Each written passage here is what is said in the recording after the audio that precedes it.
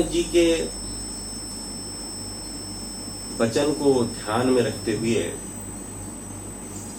विश्वामित्र जी ने भगवान श्री राम से कहा कि हे तात उठो और शिव धनुष रूपी भंजन के निमित्त जो परिताप है जनक जी का उसको दूर कर दो भैया।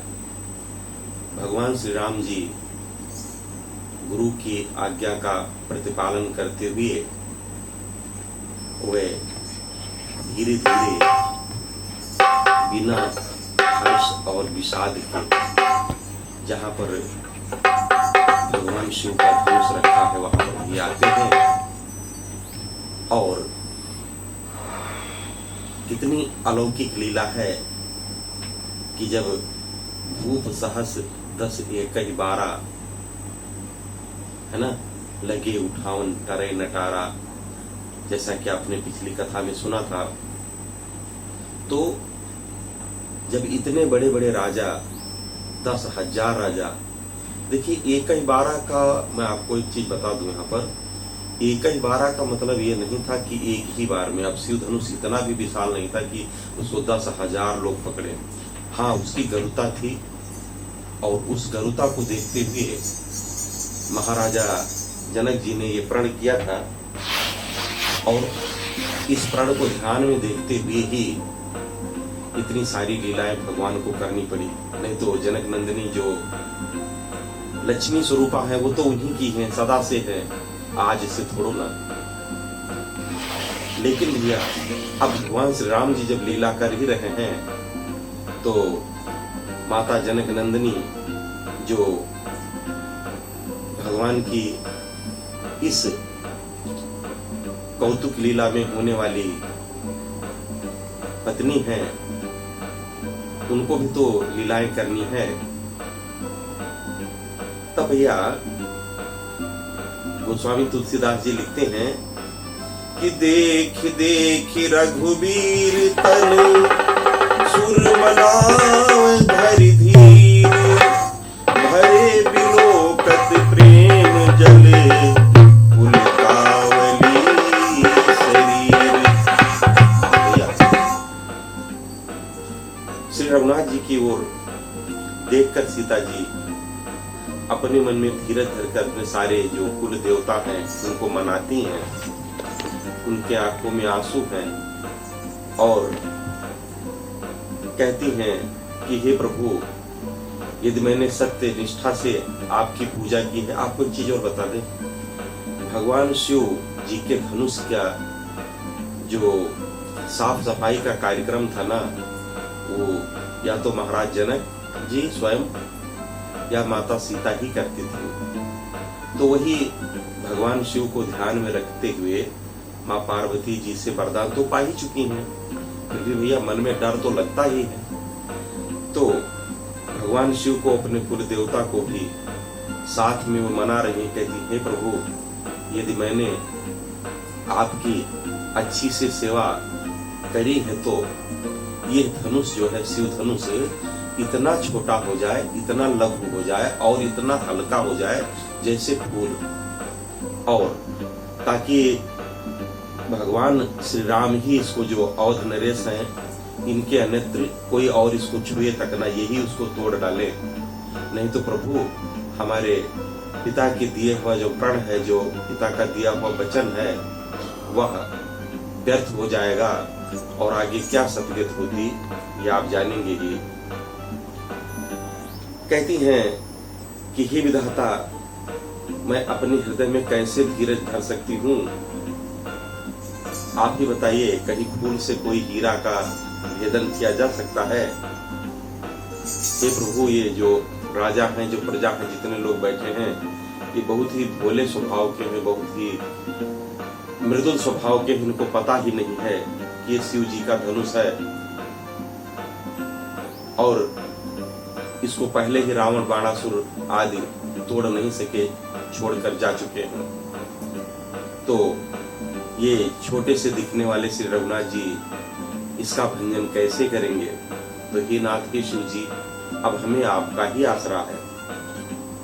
निज जड़ता लोगन पर डारी, ओहु हरो रघुपति निहारी।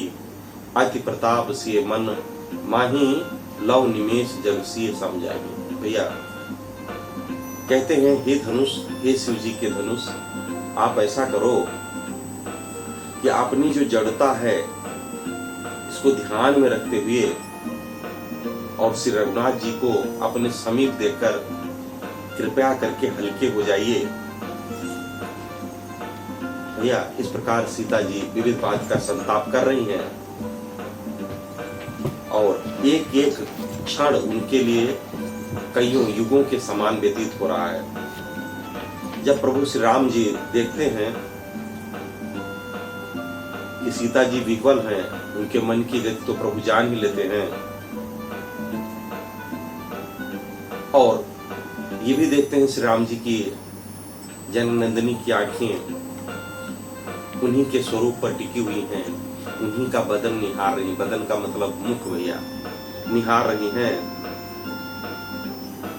तब प्रभु सोचते हैं कि मैं जितना विलंब करूंगा उतना ही जनक नंदिनी दुखी होगी, इसलिए तो भगवान सकल उर्वासी, करे मोर रघुबर के दासी। जे के जे पर सत्य सनेहु, सोते मिले न कछ संदेह।